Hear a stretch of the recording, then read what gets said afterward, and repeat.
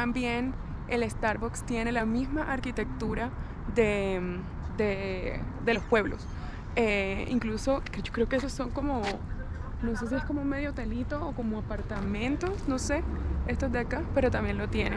Creo que por dentro debe ser igual, vamos a ver, pero miren qué lindo. Bueno, y por dentro es igual, lo único que sí veo es que tienen algunos indígenas, pero le he preguntado a todo el mundo y no he podido saber de qué son. Lo otro que veo es como la textura de las paredes y que tienen las paredes curvas, como las construcciones de acá. Ya no sé realmente si las sillas también son como esas y el cuadro. De resto todo igual realmente. Pero vamos a mirar en internet y es lo que significa es bienvenidos. Esta parte realmente no puedo encontrar qué era. Esto de abajo es el nombre de ellos en su lengua indígena, que es el Tewa. El pueblo se llama Pojoaque, en español es la traducción, pero Posuaege o Wingue es el nombre en Tewa. También pasa algo y es que los nombres de los pueblos están en el idioma de los nativos americanos, de los indígenas, pero en la época de los españoles tuvieron otro nombre. Entonces en algunos mapas este pueblo, por ejemplo, sale como San Ildefonso, el pueblo de San Ildefonso, pero eso era en la época de los españoles. Pojoaque, o este nombre en indígena, lo que significa es el pueblo donde se bebe el agua, o el pueblo donde el agua corta, o el pueblo donde la gente bebe agua.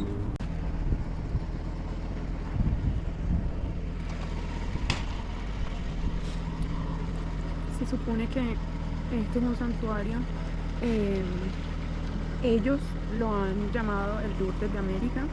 Yo busqué en la página del Vaticano y pues no dice nada, pero parece que es el lugar más importante del catolicismo aquí en Estados Unidos. Muchas personas hacen un peregrinaje y se vienen desde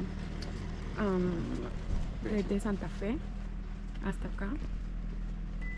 Creo que esta iglesia fue construida en como en 1400 o 1800, pero algo, creo que fue en 1800. ¿Ah?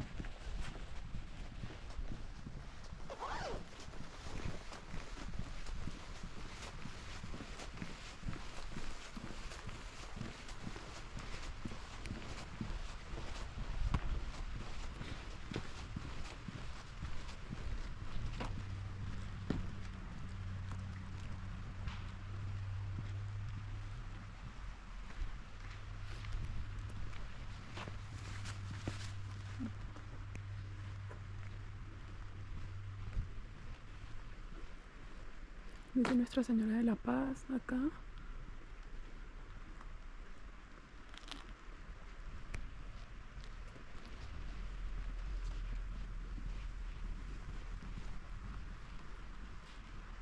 Hay diferentes santos, hay uno acá, está otro que está acá, aunque no sé si es la Virgen. Esta es la Virgen y aquella es otra Virgen.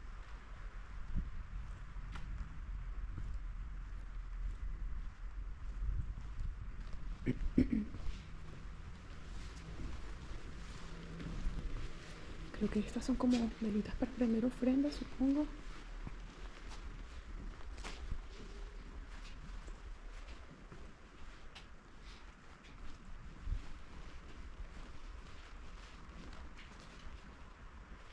Dice, muchos visitantes al santuario dejan fotos de sus seres queridos y es como para rezar por estas personas. Puedes dejar tu foto en el centro de información y ellos lo colocan. Supongo que estos son como los santos para las procesiones que hacen acá, porque tienen tienen como los palitos donde los cargan. Mira, amor, que se pueden dejar las fotos. Oh, ¿Sí viste? Sí.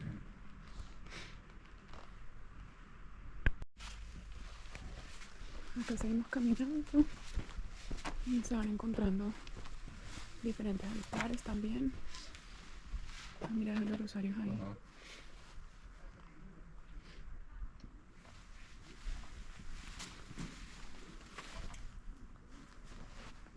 Bandera de México. Las flores. Acá está uno de las capillas hay algo para comer, pero está cerrado. Esta es una estatua al sacerdote de los peregrinos, San Francisco, San Francisco, Casimiro Roca. Dio la bienvenida a peregrinos al santuario por 40 años.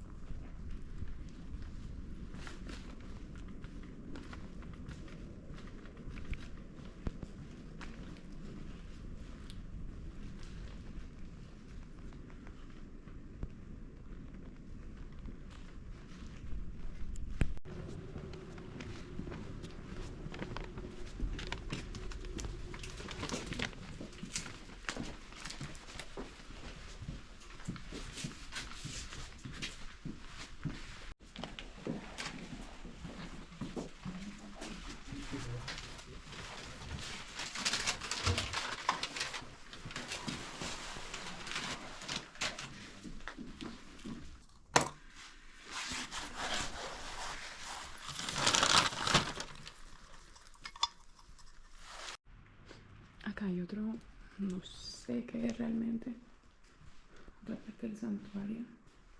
Y acá hay un mapa de todas las tribus indígenas que habían en Estados Unidos antes.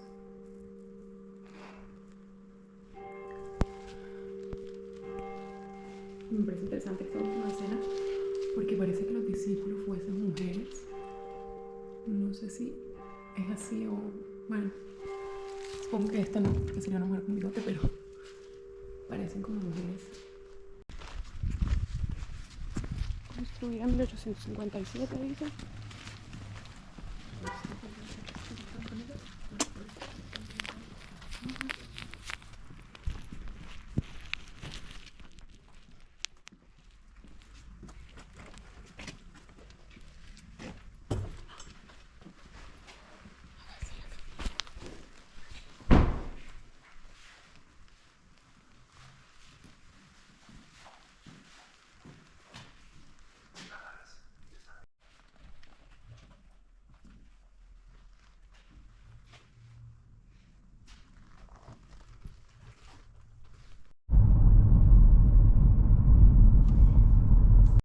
Aquí encontramos un mirador. Miren el paisaje tan bonito que se ve. Vamos. Allá se ven las otras montañas, para allá está Taos, que es para donde vamos. Qué belleza.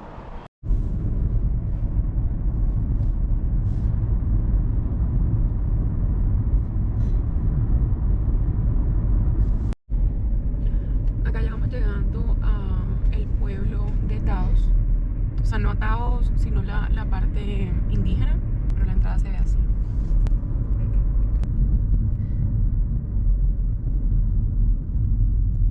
Bueno, así es como se ve la entrada al pueblo. Esta es la entrada al pueblo, no es una reserva. Nos dijeron que ayer el guía nos decía que la diferencia entre una reserva y un pueblo como tal es que en la reserva los indígenas habían sido reubicados, pero en los pueblos es el mismo lugar donde ellos han vivido por muchos siglos. Y así se va viendo el pueblo.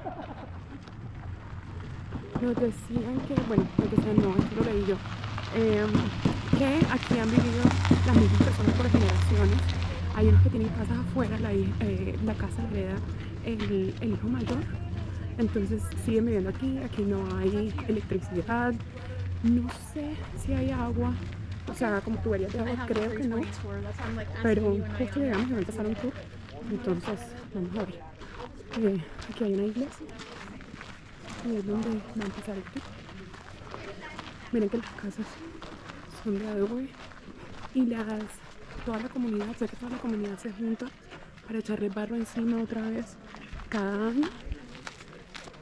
Acá está la iglesia, no sé si se puede ver con el sol.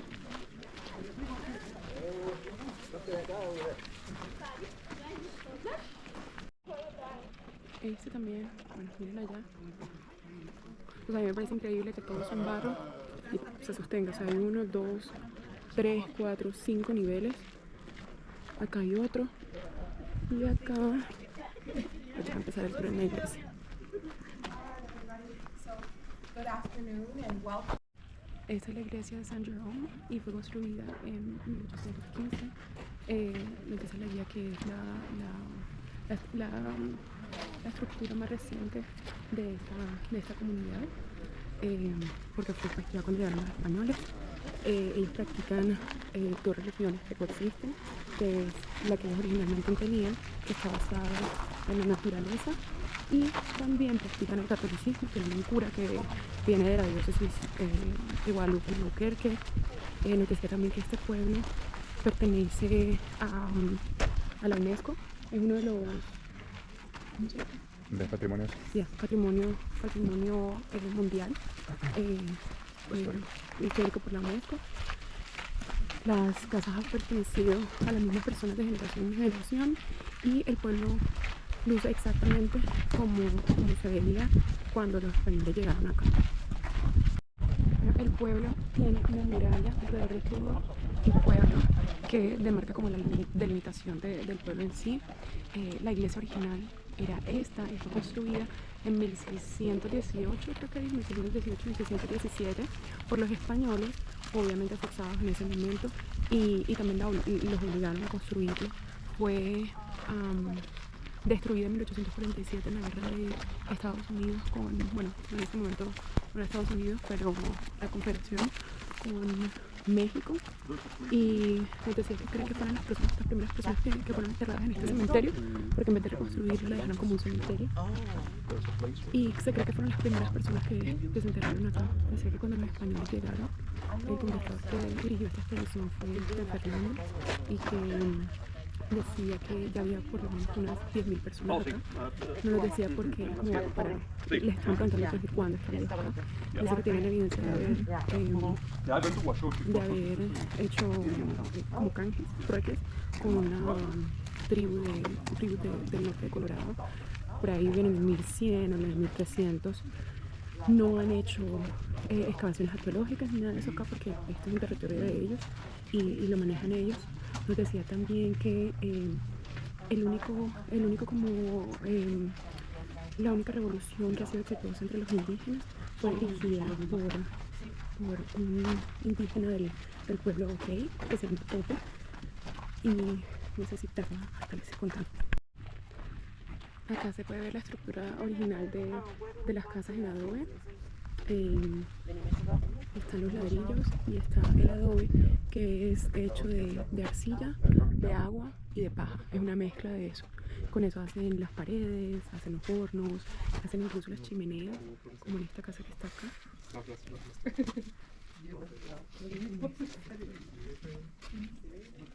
Se hacen los bloques y luego se les coloca se les da esa textura lisa por encima. Los bloques también tienen, acá está un horno, por ejemplo. Aquí en el pueblo hay tienditas donde los artesanos pueden vender sus artesanías, las ponen en sus mismas casas. Por ejemplo, acá parece que venden telares y bueno, ahí no sé, hay cosas diferentes de la cultura, pero no dice exactamente qué. Creo que estas las están haciendo para la fogata esta noche, que van a hacer el baile. Sí. Porque dice que es una fogata. Bueno, como les venía diciendo, ella nos decía que, bueno, acá yo les dije que habían 19 pueblos, o sea, 19 tribus indígenas diferentes, con un idioma diferente. Nos decían que entre todos los 19 pueblos hablaban 5 idiomas diferentes, pero que en esos 5 idiomas habían unos dialectos diferentes. Entonces, la única como revolución de indígenas contra los españoles que fue exitosa fue esta que tuvieron estos 19 pueblos, y la empezó un indígena llamado Pope en el pueblo de Okey, que es al sur de acá. Y nos decía que era muy difícil porque ellos no se podían comunicar muy bien entre ellos. No nos dijo cómo se comunicaron al fin, pero sí nos dijo que, por ejemplo, para contar los días que faltaban para hacer la revuelta, usaron una cabulla haciendo nudos para saber cuántos días tenían. Luego nos trajo hasta esta estructura de acá y nos estaba explicando cómo se hacían las casas. Este es un multifamiliar. Viven familias diferentes ahí. Nos decía que las casas tienen por lo general entre 1 y 3 cuartos por dentro. Sí nos dijo, no hay tuberías para el agua ni hay electricidad. Lo único que tienen ahora en las casas modernas son gas, pero es algo que no está instalado, sino que simplemente traen el tanque de gas que se puede poner y se puede quitar. O sea, todo lo que sea que sea como moderno para estas casas ha sido algo que se puede poner y se puede quitar. El techo dice que tiene de 1 a 3 pies. O sea que el techo, el grueso de ese techo, por ejemplo, es como el techito hasta por encimita de la puerta. O sea que los techos son bajitos. Nos decía también que las casas tienen que, bueno, como yo les había dicho, se reunían las familias a arreglarlas cada año, especialmente en la época de monzón, o sea, la época de lluvia, que era en septiembre. Que el agua, si era algo que de pronto los podía afectar un poco más, entonces por eso las arreglaban al final de la época de lluvia. Y cuando venía la época de invierno, cuando cae nieve, obviamente la nieve es pesada, entonces sí tienen que montarse en los techos y empezar a quitar la nieve. Estas puertas que están aquí es algo como moderno que ellos agregaron. Se pueden ver las puertas también, o sea, son un estilo moderno, porque las puertas originalmente quedaban arriba del techo. O sea, esto era cerrado, no tenía nada, y lo que hacían era que se montaban con una escalera, cogían la escalera, abrían la puerta encima del techo y así se metían a la casa. Bueno, acá están como son los techos. Los techos son como varias capas de esta madera puestas, por ejemplo, una capa de madera así horizontal, y luego una vertical, una horizontal y vertical, hasta que se hacen y se pegan con el adobe, ¿no? Y hasta que se hace como una capa de entre 1 a 3 pies, que son como 1 metro, como entre 20, 30 centímetros y 1 metro. Acá están los hornos, que son, ella nos dice que estos son comunales, que algunos pertenecen a algunas familias individuales, pero estos son comunales, y por lo general tienen 2 o 3 pegaditos. Entonces acá está por donde se mete la comida, y del otro lado tienen una parte, tienen un huequito que es la ventilación, y se usa, acá tienen un huequito que es la ventilación, y se usa para meter el carbón o la madera, lo que sea que estés usando para prender el horno. De ahí sacan la madera o el carbón, y lo que se hace es que se tapa, y lo que se cocina como que con el residuo de ese calor. Entonces, bueno, obviamente no tienen tuberías, así que usan el agua de este río que viene de los glaciares que están para allá, del lago Azul se llama. Sí, viene de este río. Siempre lo tratan de mantener limpio, cogen el agua muy temprano en la mañana para evitar que hayan bacterias o sí, cualquier cosa que pueda darles alguna infección o algo así.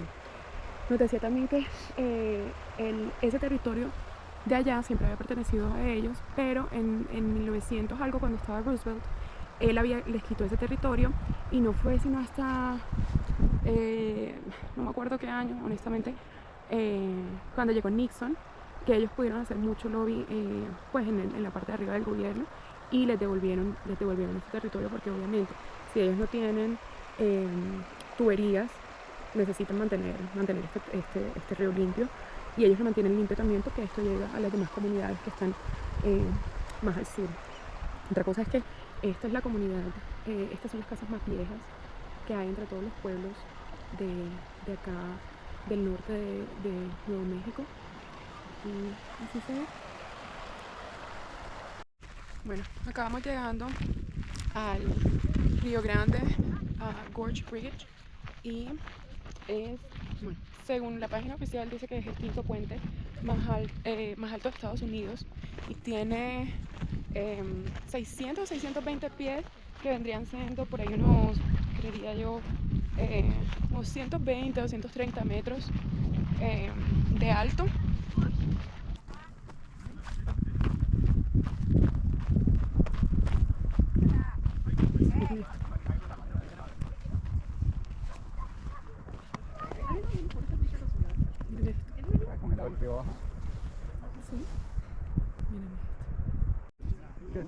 Acá sí se puede ver un poquito más donde se ve el río, allá no sé si, que no alcanzo a ver, allá donde se ve el río, o sea, es bien profundo. Cogimos este restaurante para ir a comer, que se llama Ají, y es un restaurante peruano. Vamos a ver qué tal.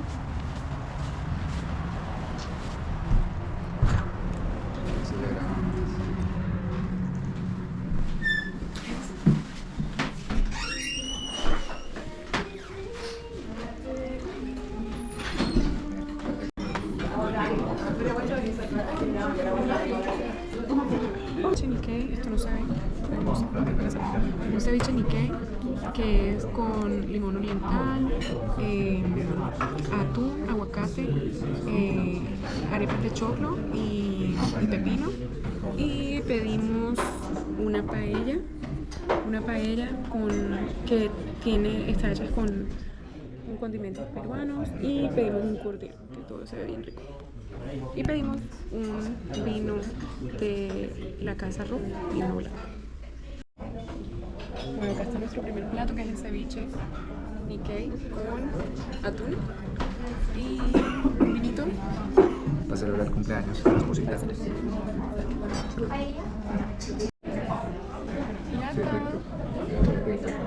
Acá ya tenemos la paella y el cordero.